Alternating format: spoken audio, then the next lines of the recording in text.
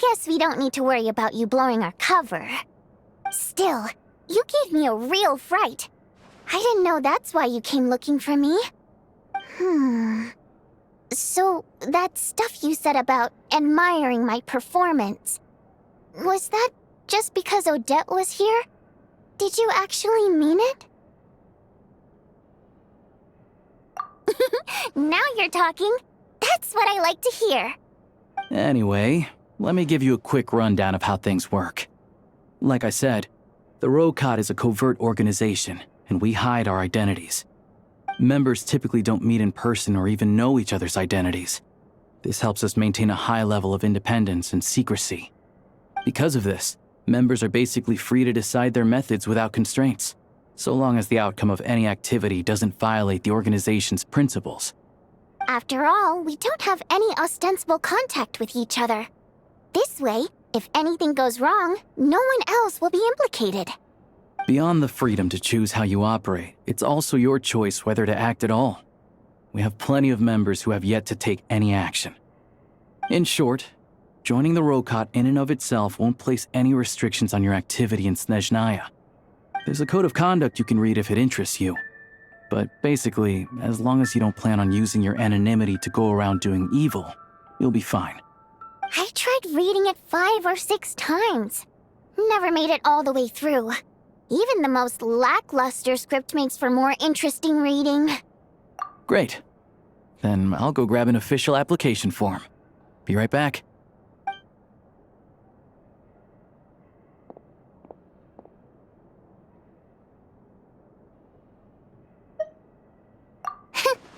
Well, Alosha has this pet dog, you see. His name's Tagarin, and this one time, Alosha brought him backstage. Tagarin took quite a liking to me, so I played with him for a little bit and fed him some treats. Then, the Rokot was out on a mission one day, and even though we were all in disguise, Tagarin recognized me right away. Just a coincidence, really. We didn't report it to the higher-ups, though, to avoid dealing with the fallout. Like my job at the theater, for instance. I really needed to make ends meet. By the way, what were you complaining about just before we came in? Did everything go okay with Chuganov? Everything did not go okay. That's why I was so mad. I tried to make some small talk with him before I went on stage to fish for intel about the Iskra manufacturing plant. But he wouldn't take the bait. No matter what I said, he kept dodging the question. And then he started complaining. He said he didn't appreciate his second-rate seat in the stalls because he usually gets a private box. I mean, what did he expect?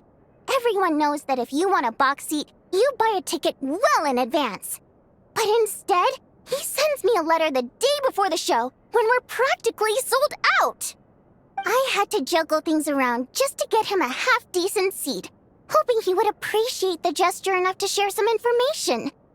But nope, he didn't give me anything. Yeah, meeting Chuganov in person has definitely been a disappointing experience. Oh, you probably don't know who we're talking about, do you? Chuganov was that older guy you were sitting next to today. I'm sure he didn't make a great first impression on you either. To the citizenry, he's a family man and a kind boss. But our interactions with him tell a very different story. It's one thing to ask for a favor, but he acts like it's his right. He always expects special treatment. Take the ticket situation, for instance. I've actually gotten him a private box in the past. But not only was he not even grateful, now he's acting like I've sold him short this time. Not to mention that he's never paid for a single one of his tickets.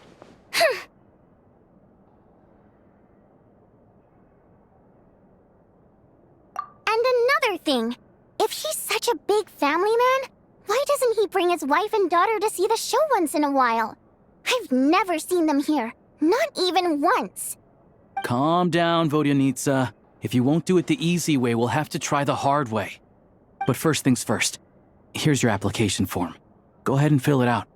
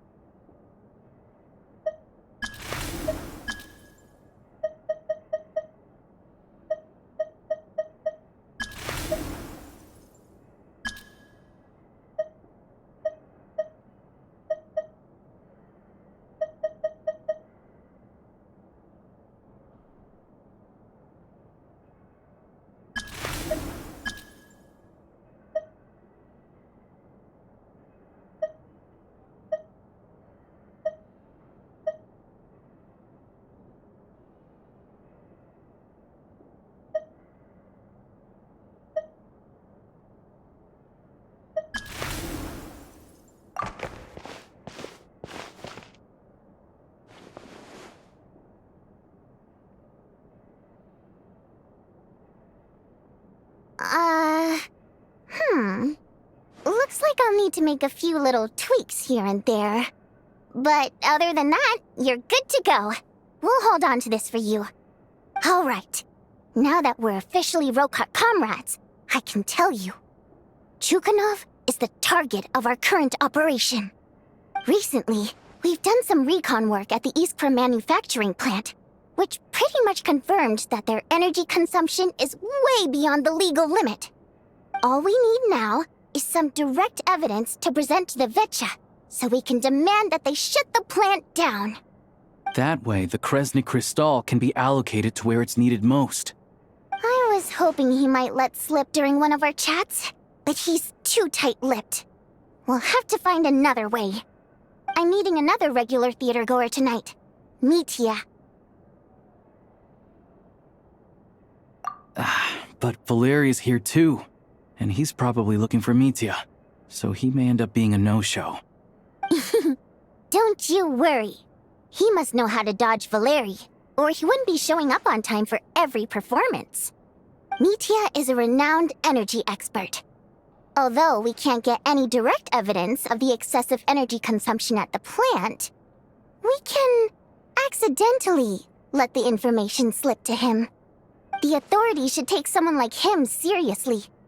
So if he starts raising questions about energy use at the Iskra manufacturing plant, there will be a proper investigation.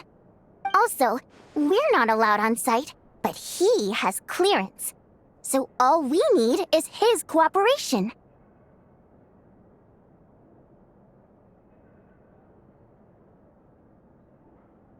Yeah, so that's the other thing we're trying to figure out. Though I think we're far less likely to make any progress on that front. Still, I hear that Mitya is a bit of a chatterbox. So, who knows? Maybe if we catch him in the right mood, he'll let something slip. What do you think? Sound like something worth your time? Okay, in that case, you guys find a seat somewhere nearby. Pretend you're a couple of buddies there to eat, and keep your ears peeled for useful information. He's a huge fan, so I doubt he'll have his guard up around me. But you two need to be convincing. If he suspects anything at all, he might stop talking. Sure. Don't worry. We'll make a believable pair of buddies. Perfect! You've sold me already. Now, help me tidy this room up a bit before we head out. Okay. What needs tidying? Everything!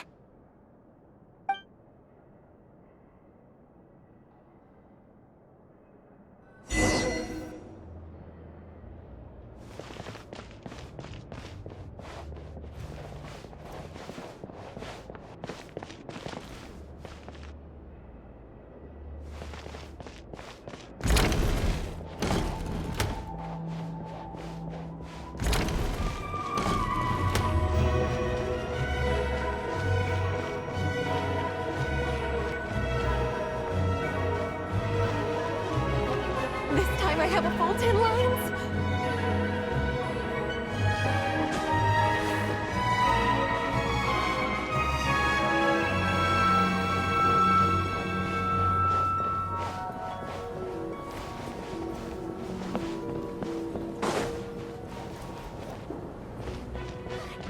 I love you!